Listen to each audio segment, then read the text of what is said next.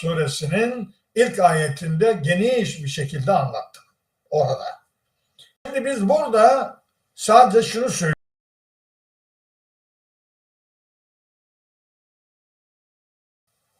Merhaba değerli izleyicilerim. Zümer suresinin 4. ayetinde kalmıştık. Zümer suresi yavaş gidiyor çünkü ayetler dolu dolu. Anlatmak mecburiyetine kalıyoruz. Şimdi Yüce Allah bir şirk konusunu ele alıyor Zümer suresinde. Bu gerek Kur'an'dan önce Hristiyanlarda, Yahudilerde bir inanç sistemi çıktı meydana.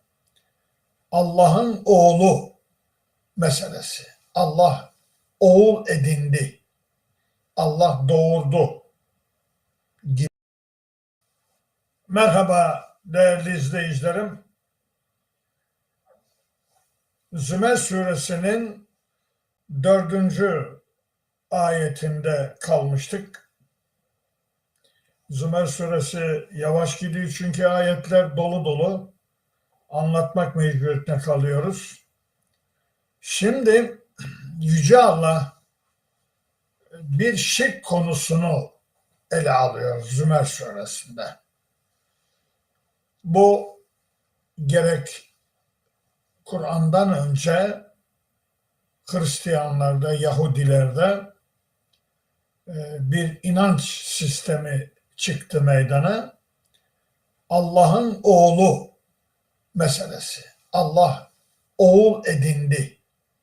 Allah doğurdu gibi bir şirk biçimi, bir iftira biçimi Allah'a. Bu bir sorun. Bugün Hristiyanlarda, özellikle Katoliklerde Hazreti İsa'yı Allah'ın oğlu kabul ediyorlar. Bu inanç devam ediyor yani. O dönemde Kur'an-ı Kerim birçok ayetiyle bunu gündeme getirmiş. İşte Tevbe 30 ile bunu gündeme getirdi. Enbiya 26 ile gündeme getirdi. Bu ayetle gündeme getirdi. Başka ayetler de var bu konuda. Mesela Meryem suresinde var. Meryem suresine gideceğiz. Yani bu konuda neydi konu? Konu şu. Allah çocuk edindi. Ve gâlu ittehadar-rahmanu veleda. Dediler ki Rahman yani Allah çocuk edindi. Bu konuda işte Zümer suresinin bu ayetiyle bir cevap veriyor onlara. Tabi bu sözün ne olduğunu Meryem suresinde anlatacak bize. Oraya gideceğiz. Ama önce biz bu fikri, bu şirki ileri sürenlere Allah bu Zümer suresinin 4. ayetiyle cevap veriyor. Ne diyor? Mana verelim. Lev eradallahu en yettehide veleden. Eğer Allah çocuk edinmek isteseydi lastafa mimma yahluku ma yeşâ'u. Yaratıklarından dilediğini evlat edinirdi. Sizin demenizle değil. Yok Hazreti İsa Allah'ın oğluymuş. Yok Memkim Allah'ın oğluymuş. Sizin tayin etmenizle ben çocuk edinmem demek istiyor. Ben isteseydim böyle bir şey, istediğimi ben seçerdim. Ben çocuk edinirdim. Subhane, haşa. Allah kendisi söylüyor. Haşa. Ben bundan uzağım. Huvallahul vahidul kahhar. Allah tektir ve kahhardır. Her şeyin üstünden gelebilen bir varlıktır. Tek başına bu işe yeter. Onun için çocuk edindiğim zaman o çocuk Tanrı olacak demektir. doğuruyorum demektir. Efendim ihtiyarlıyorum demektir. Manaları var bunun. İşte onun için Kul Huvallahu da bu nedenle gönderdi. Kul Huvallahu ahad, Allah tektir. Allahu samed, o samettir. Yani hiçbir varlığa ihtiyacı olmadan varlığını devam ettirendir. Lem yelid, doğurmadı. Ve lem yulet, doğurulmadı. Ve lem yekullehu küfüven ahad, onun hiçbir dengi yoktur. Ona hiçbir şey denk olamaz diye İhlas suresinin önemi bundan gelir. Hem takdis var orada hem tesbih var orada. Bunu bir ara söylemiştim. Lem yelid ve lem yulet ve lem yekullehu küfüven ahad tesbihtir. Kul huvallahu ahad, Allahu samad da takdistir. Yani takdis Allah'ı olumlu sıfatlarla anmak, tesbih ise olumsuz sıfatlardan uzak tutarak anma meselesidir. Ona tesbih diyoruz.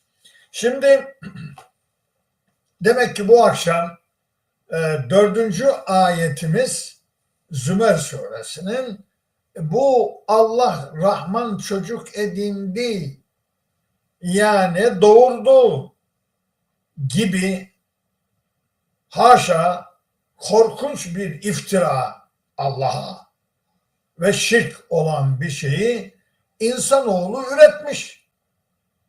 Evet, yani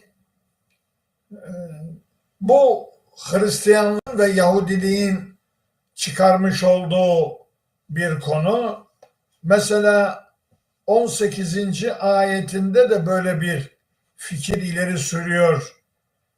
Yahudi ve Hristiyanlar müşterek bunu Allahu Teala söylüyor. Kaçıncı? Evet, 18. ayetmiş. Muhteşem. Vakaletil Yehudu, Yahudiler dedi, ve Nesara, Hristiyanlar dedi.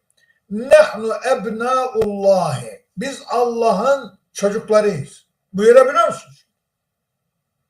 Görüyor musunuz şimdi?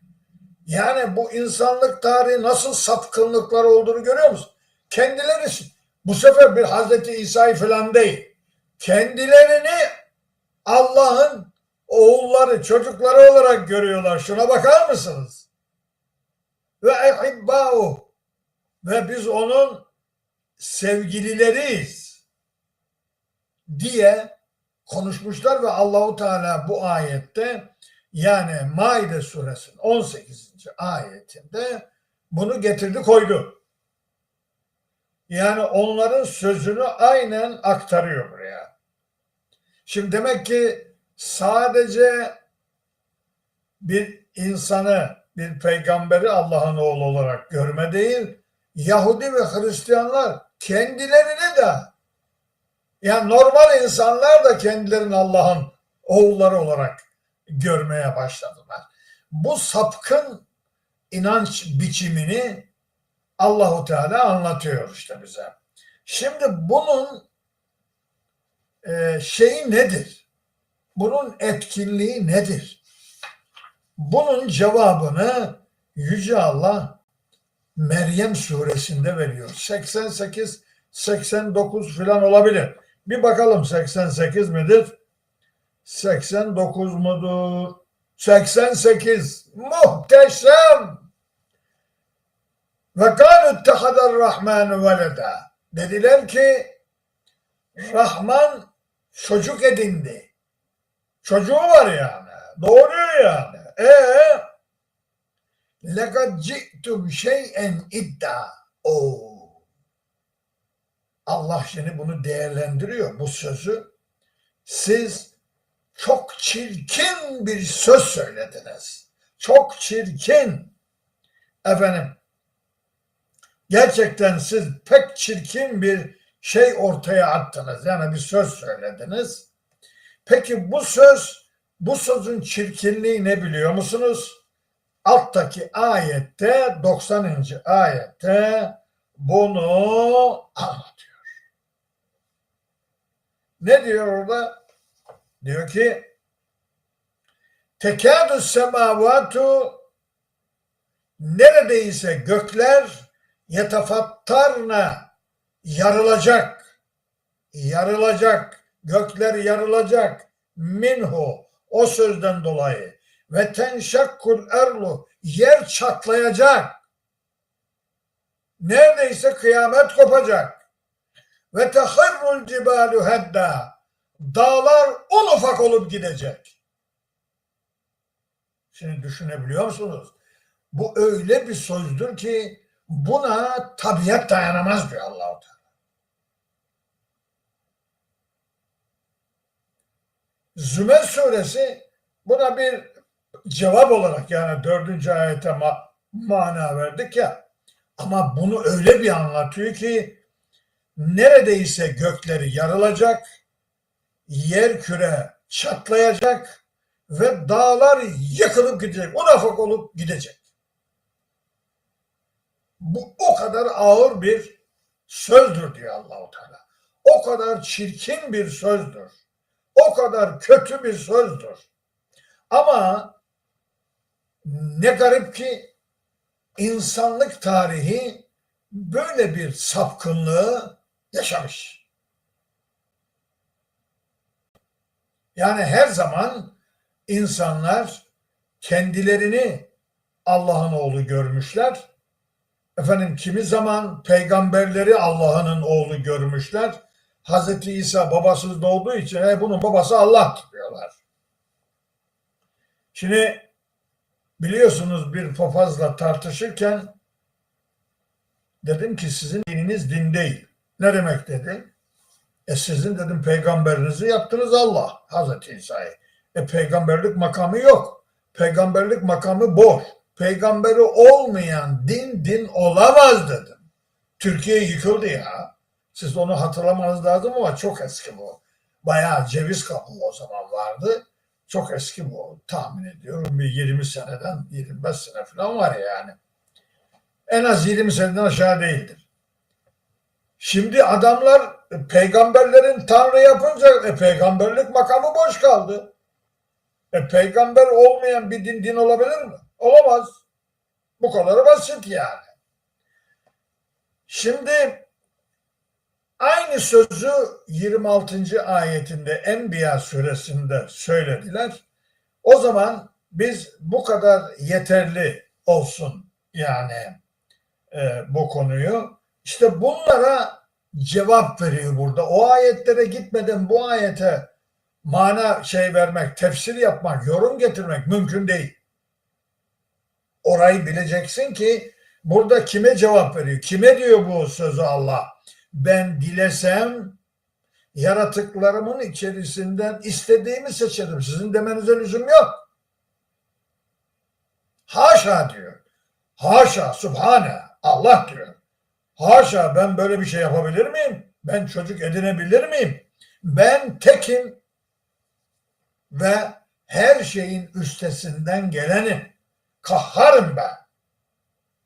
Demek ki burada Allah-u Teala iki sıfatını koyuyor. Bir vahid, bir tek, bir de kahhar sıfatını koyuyor. Her şeyin üstesinden gelebilendir diye Allah kendisini tanıtıyor. Peki sizin beni tanımanızda bir tasavvurunuzda bir noksanlık var diyor Allah-u Teala. Biraz daha anlatayım size. Yani biraz daha kendimi tanıtayım size demek istiyor Allah-u Teala.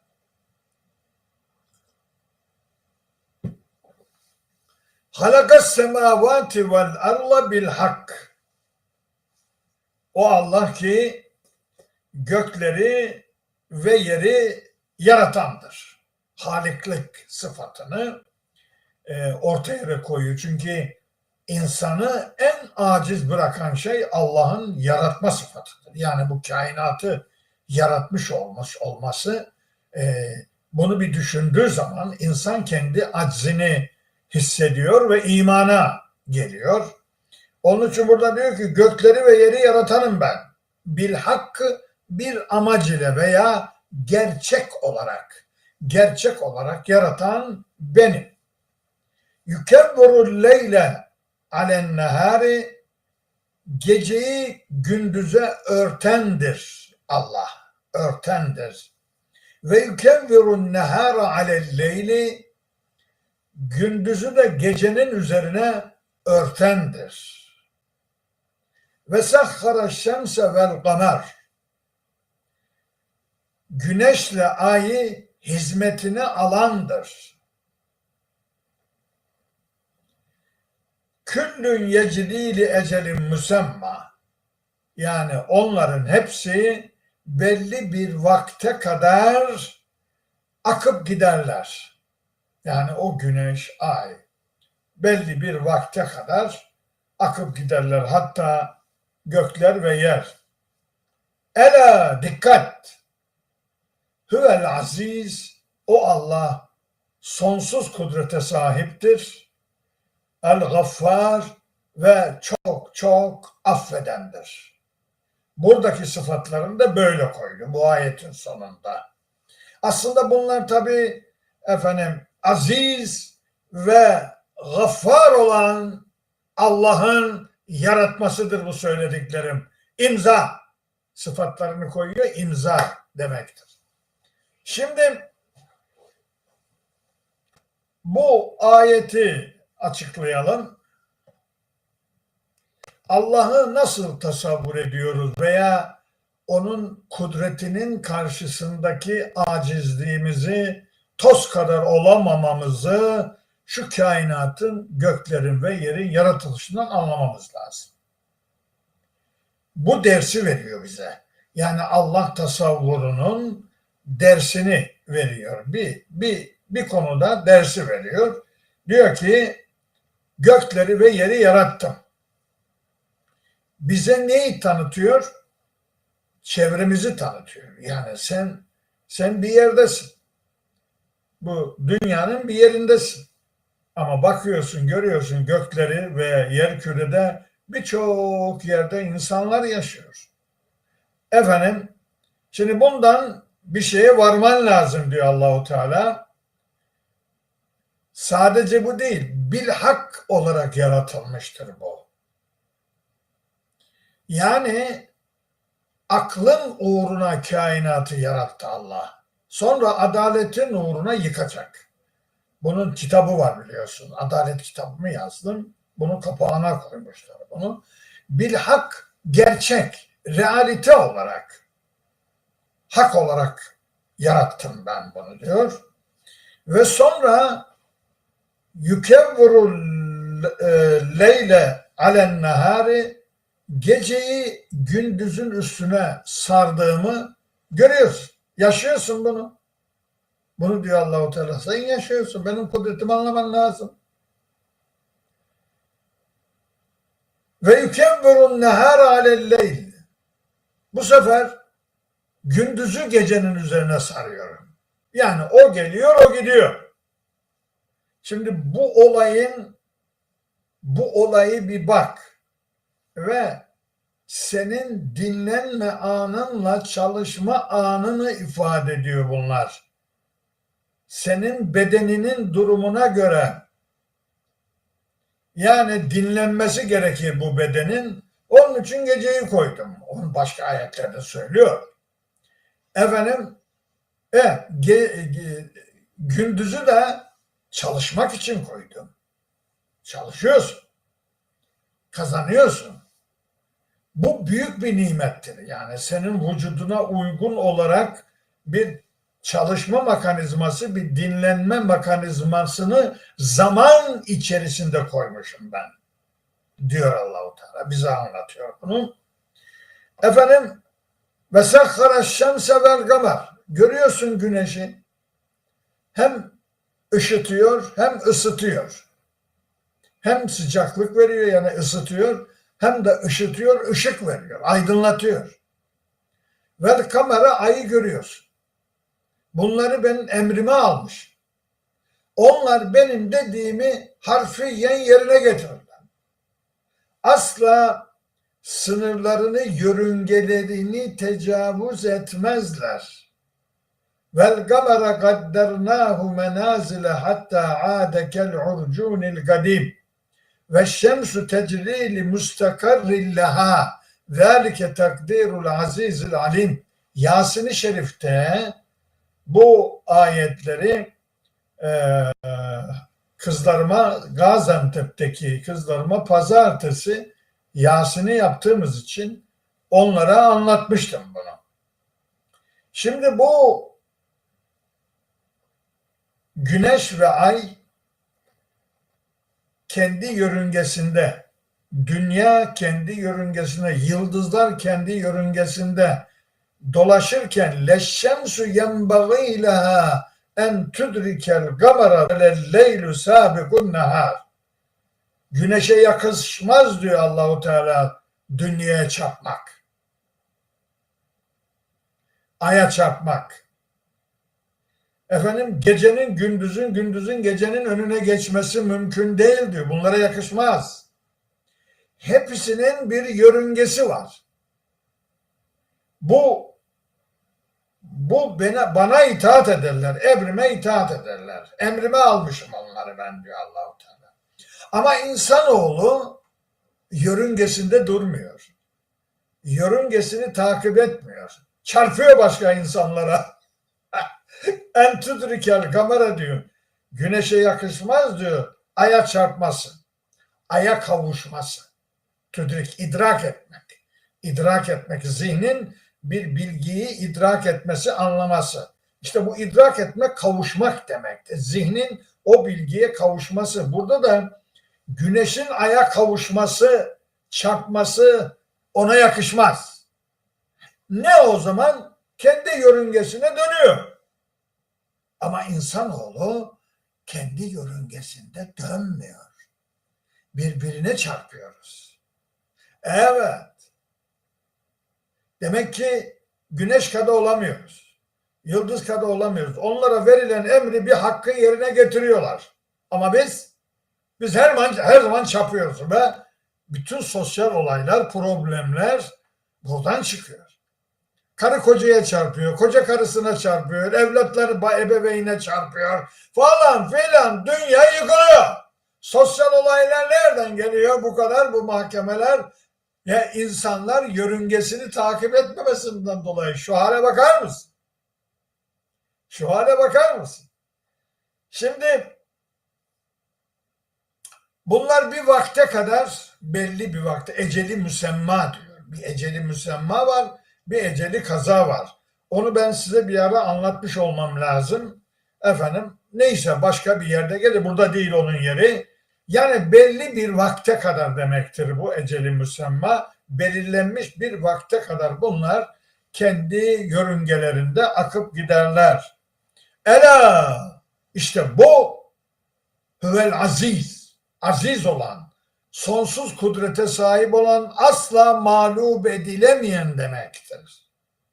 Ve gaffar olan, affedici, çok çok affedici olan Allah'ın yaratmasıdır bu, diyor bu ayette. Yani kaçıncı ayet? 5. ayet. Şimdi 6. ayete gidiyoruz. Bu akşam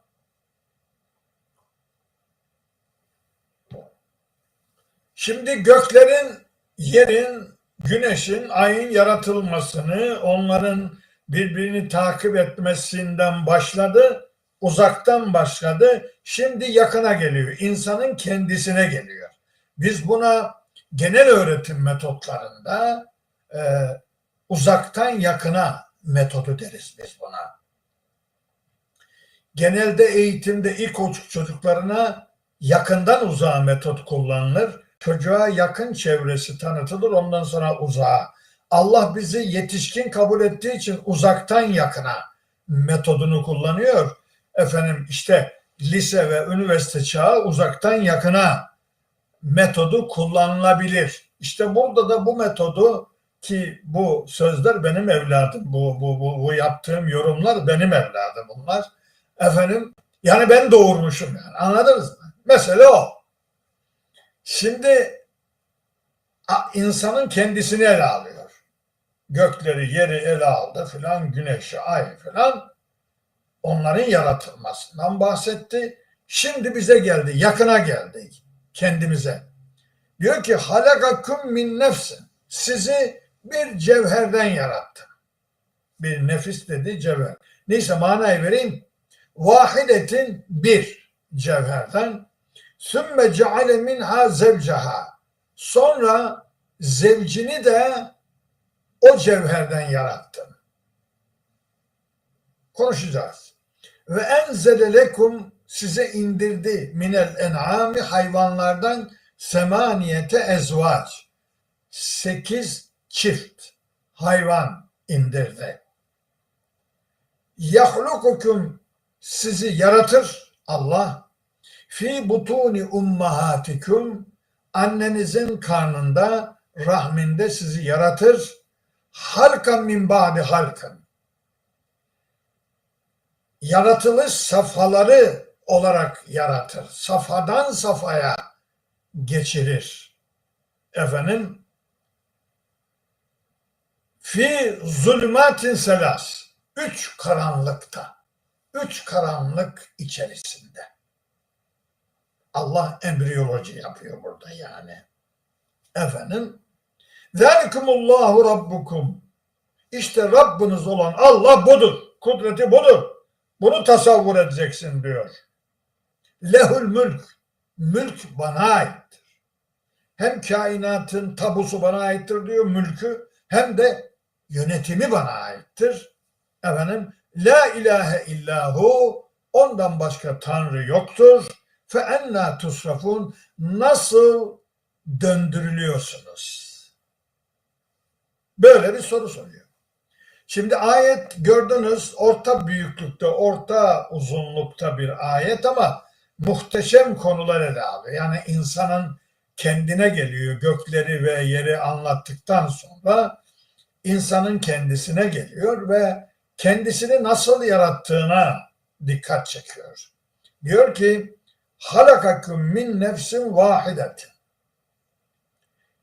Sizi bir cevherden yarattı. Nefs dediği bu nefs kelimesini eski alimler Hazreti Adem olarak anlamışlar. Halbuki nefs kelimesi müennestir.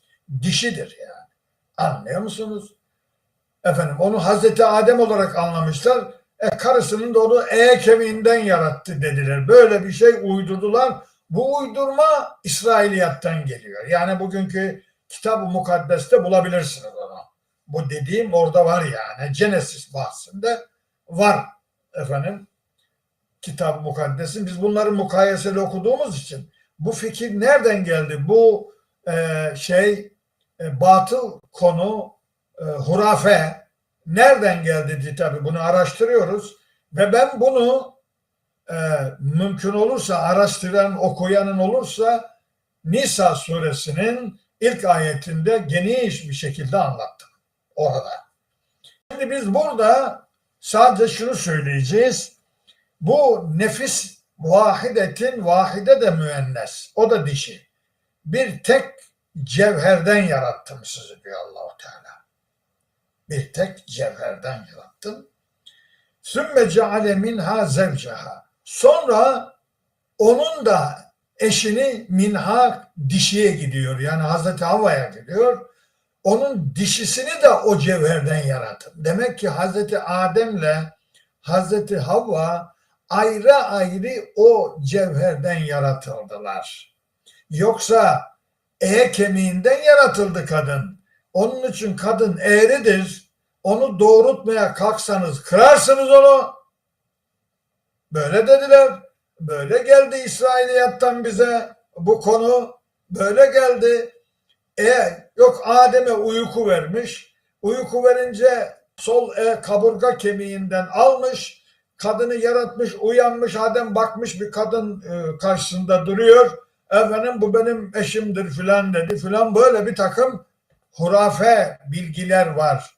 Kitab-ı Mukaddes dedikleri şeyin Genesis bahsinde bulabilirsiniz. Tahmin ediyorum ilk 20 ayetinde falandır yani. Şimdi oysa ki bu böyle değil. Hem Nisa'da hem Araf suresinin 189. ayetinde hem burada. Bak ayetleri söylüyor. Tıkır tıkır. Tıkır tıkır. İnsanın bir cevherden yaratıldığı, nefs dediği şey bir cevher. Ve o cevherden eşini yarattı. Şimdi anladınız mı? Ayrı ayrı o cevherden, o topraktan elde ettiği, Allahu Teala'nın elde ettiği o cevherden bizi yarattı. Aslında tabii o cevherin geldiği kaynak da toprak. Böylece ilk insan eşeysiz yaratılmıştır. Eşeyli yaratılma ne?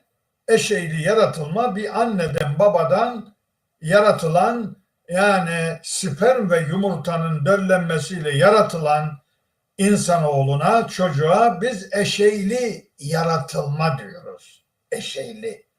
Sperm ve yumurta buluşuyor. Oysa ki burada eşeysiz yaratılma var. Yani herhangi bir anadan babadan gelmiyor. Hazreti Havva ile Adem Aleyhisselam, onlar topraktan yaratılıyor. Bu cevherden yaratılıyor. Toprağın içindeki elde ettiği Allahu Teala'nın şekillendirdiği bir cevherden. Mesela bu cevhere Saffat suresinde min tinil lazib diyor. Yapışkan bir çamurdan yarattım diyor. Yani o cevheri yapışkan bir çamur haline getirmiş. Min salsalim min hameyin mesnun diyor. Mesela havada kurutulmuş, ateşte kurutulmuş bir çamur diyor Allahu Teala. Onu da birçok yerde söylüyor. Mesela şu anda aklımda, gözümün önüne gelen şeyde bunu söylüyor. Hicr suresinde bunu söylüyor. Şimdi meseleyi 5 aşağı 5 yukarı bu yanlış anlayışı da düzeltmiş olduk. Yani bu akşam sohbetimizde bunu da düzeltmiş olduk. Efendim, bu sefer insanı yaratmış ama insana gıda lazım. Öyle ya, yarattığı varlığa gıda.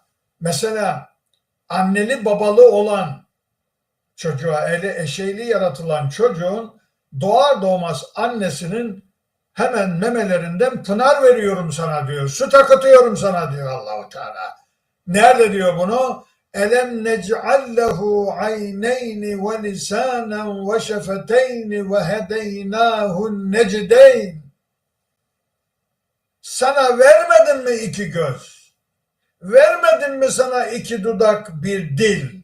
Ve göstermedim mi sana iki yol, yani iki pınar, annenin göğüslerini göstermedim mi sana? Muhteşem. Beled suresindedir bu ayetler. O emecek. Ona onun yemeğini, gıdasını verdi Allah.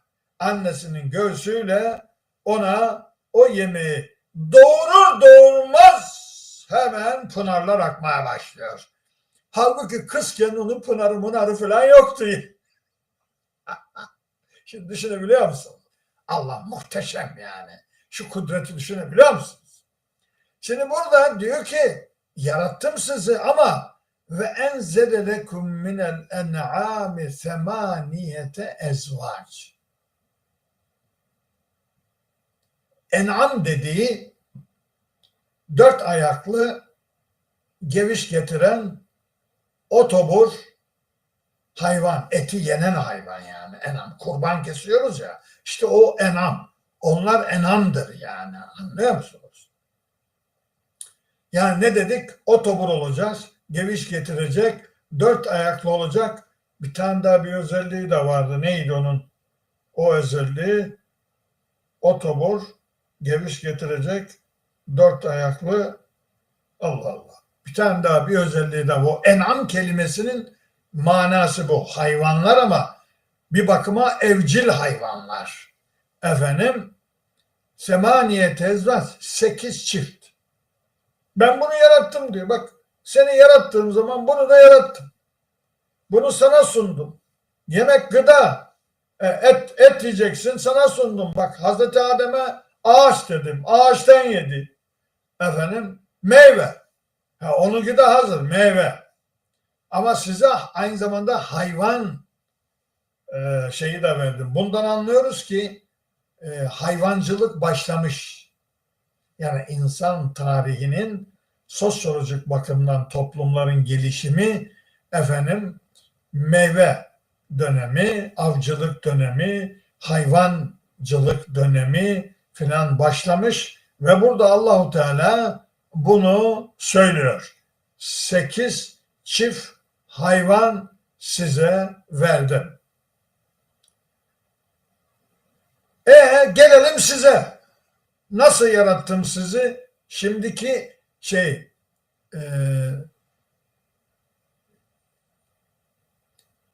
anne baba sperm ve yumurtanın yaratılmasını ele alacak şimdi. Deminkini bir cevherden yaratılma olayını ele almış.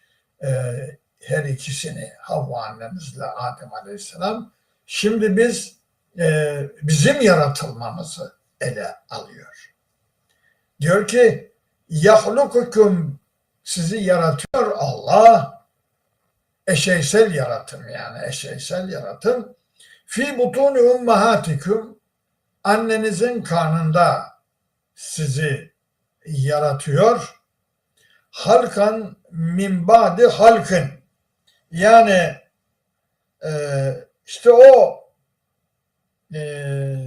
diyor safhadan safhaya geçirerek sizi yaratıyor diyor Allahu Teala. Safhadan safhaya geçirerek, aşama aşama, yani halkan min ba'di halkın, aşamadan aşamaya geçerek yaratıyor.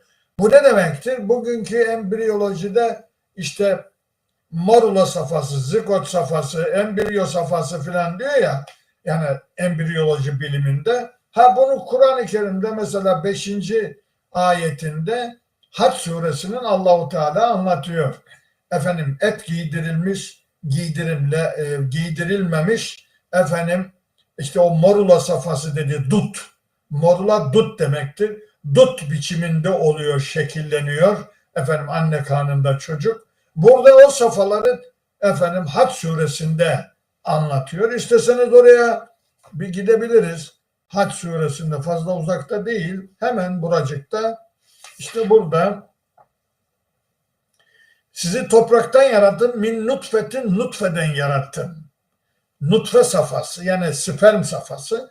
Sümme min alaka, alaka safhası dediği döllenmiş yumurta deriz buna, ama aslında bu rahmin cidarına asılma, bağlantı kurma, alaka, bağ kurma manasına gelir. O safhayı kastediyor. Sümme min mulgatin muhallakatin, yaratılmış, yaratılmamış, daha belirgin olmamış safhası, ve gayri muhallakati, yaratılmamış, liyubeyyine leküm, size bildirmek için diyor Allah-u Teala. Buradan aşağı ve nukurru fil erham ma neşâ, dilediğimiz sizi rahimlerde tutuyoruz falan falan falan falan anlatıyor. Uzun uzadı anlatıyor. Yani safhadan safhaya, aşamadan aşamaya geçiyoruz anne karnında. Yani ilk defa kalp teşekkür ediyorsa, işte ondan sonra yavaş yavaş etler, kemikler, efendim, beyin, sinir sistemi, kas sistemi, parmaklar, şunları, bunları, dişleri, diş daha çıkmamış, efendim, diliydi, şu suydu, bu suydu, bütün organlar yaratılıyor. İşte buna safhadan safhaya geçme diyor Allahu Teala. Annenizin karnında geçirdim sizi safhadan safhaya.